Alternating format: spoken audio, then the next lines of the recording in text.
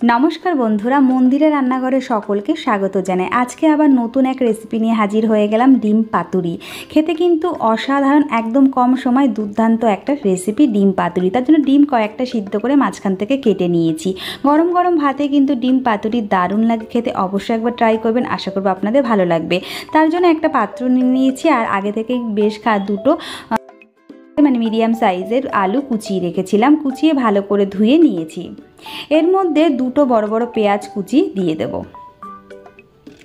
এইভাবে একবার ডিম পাতুরি কিন্তু বানিয়ে দেখতে পারেন, আশা করব আপনাদের অনেক ভালো লাগে। একদম কম সময় দুর্দান্ত একটা রেসিপি।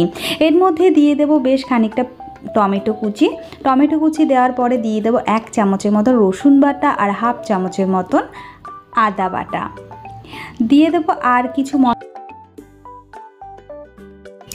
হলুদ গুঁড়ো দেবো 1 চামচের মতন, দিয়ে দেবো স্বাদ অনুসারে লবণ, দিয়ে দেবো জিরার গুঁড়ো 2 চামচের মতন জিরার গুঁড়ো দিয়েছি, দিয়ে দেবো 1 চামচের মতন লঙ্কার গুঁড়ো। এটা কিন্তু আপনাদের ঝালটা কম বেশি আপনাদের পছন্দ মতন দেবে। আর হাফ চামচের মতন কাশ্মীরি লঙ্কার গুঁড়ো দিয়ে দিয়েছিলাম, দিয়ে দিয়েছি। আর শস্য বাটা বেশ খানিকটা শস্য বেটে রেখেছিলাম, সেই শস্য বাটা দিয়েছি, চিনি দিয়েছি আর সর্ষের তেল বা রিফাইন তেল, যার কাছে যেই তেলটা আপনারা খান সেই তেল দিয়ে ভালো করে এটা মশলার সাথে আলুর সাথে মাখিয়ে নিয়ে নেব। বন্ধুরা, তোমরা কি এভাবে ডিম পাতুরি রেসিপি বানিয়েছো? অবশ্যই করে আমাকে কমেন্ট করে জানাবে তোমাদের এই ডিম পাতুরি খেতে কেমন লাগে, আর কোথা থেকে দেখছো সেটাও কিন্তু আমাকে কমেন্ট করে জানাতে ভুলবেন না, তবে তো আপনাকে ধন্যবাদ দেব। আর অবশ্যই করে বলবে তোমাদের কেমন লেগেছে, সেটা কিন্তু অবশ্যই করে কমেন্ট বক্সে আমাকে জানাবে। মাখানো হয়ে গেছে, এবার এই মাখানো হাতে মশলাটা দিয়ে কিন্তু ডিমের মধ্যে সামান্য একটু লবণ আর হলুদ দিয়ে ভালো করে ডিমটা মাখাবো, এবং হাতে যে মশলাটা লাগানো ছিল সেই মশলা দিয়েই কিন্তু ডিমটা মাখাতে হবে। আবার একটু মশলার মধ্যে হাতটা দিয়ে আমি আবার ভালো করে ডিমের সাথে কিন্তু মশলাটা মাখিয়ে নিয়েছি। এতে কি হবে, ডিমের মধ্যে নুনটা মশলাটাও বেশ সুন্দরভাবে যাবে, তার জন্য আমি ভালো করে মাখিয়ে নিয়েছি। এইবার দুটো কলা পাতা নিয়েছি, তার মধ্যে সামান্য একটু তেল সাইডে একটু মাখিয়ে নেব, যাতে নিচটা একটু হালকা পোড়া লাগলেও কিন্তু ওটা উঠে যায়। এই জন্য আমি একটুখানি তেল ভালো করে চারি সাইডে লাগিয়ে নিচ্ছি।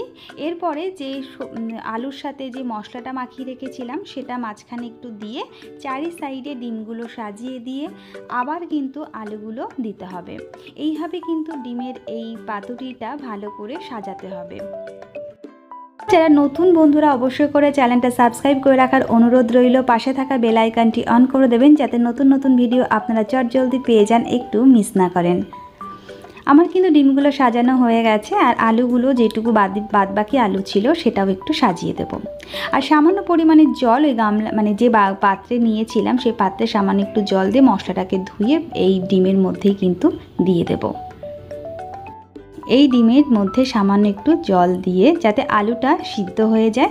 এইবার দেওয়া সব কমপ্লিট, সাজানো কমপ্লিট। এবার একটা তাওয়ার উপরে আমি দুটো কলা পাতায় সাজিয়েছিলাম দিয়ে দিয়েছি, দিয়ে ঢাকনা দিয়ে ঢেকে 15 মিনিট এটা হতে দিতে হবে, যাতে নিচের পাতা পুড়ে উপরের পাতা একটু পোড়া লাগে। একবার আমি ঢাকনা খুলে দেখিয়ে দিচ্ছি কতটা জল বেরিয়েছে। পেঁয়াজ থেকে কিন্তু অলরেডি জল ছাড়ে, টমেটো থেকে জল ছাড়ে, তাতেই কিন্তু হয়ে যাবে। আমার কিন্তু 15 থেকে 20 মিনিট হয়ে গেছে। এবার আমি ঢাকনা খুলে দেখছি যে অনেকটা জল টেনে গেছে। এইবার কিন্তু একটা প্লেটের সাহায্যে পাতার মধ্যে দিয়ে আমি আবার দুটো পাতার মধ্যে উল্টে নেব। নিচেরটা হয়ে গেছে, এবার উপরেরটা করার জন্য আমি এইভাবে তুলে নিয়েছি। আপনারা কোনো পাতলা প্লেটের সাহায্যে তুলে নেবেন, দিয়ে আবার দুটো পাতার উপরে দিয়ে চাপা দিয়ে উল্টে নেব। এটা খুব সাবধানে করবেন, যেভাবে আমি করছি সেইভাবেই করবেন। দিয়ে আবার প্লেটটা উপর থেকে তুলে আবার কিন্তু তাওয়ার উপরে 15 মিনিট ছেঁকে নেব। ব্যাস রেডি হয়ে যাবে আমার ডিম পাতুরি। খেতে কিন্তু বন্ধুরা অসাধারণ লাগে, অবশ্যই একবার ট্রাই করবেন, আশা করব আপনাদের অনেক ভালো লাগবে। এবার আমি সাজানো হয়ে গেছে, এবার আমি এটা তুলে আবার এই তাওয়ার উপরে বসিয়ে দিলাম। আর আমি পাতাগুলো একটু সেট করে নিচ্ছিলাম, একটু এদিক ওদিক হয়ে গেছে। উপরের পাতাটা আমি তুলে নেব। দেখতেই পাচ্ছেন নিচের পাতাটা পুরো হালকা হালকা পোড়া লেগে গেছে আলুর উপরে। দেখতে কতটা সুন্দর লাগছে, খেতেও কিন্তু অসাধারণ লাগে। বন্ধুরা অবশ্যই একবার ট্রাই করবেন, আপনাদের সত্যি অনেক ভালো লাগবে।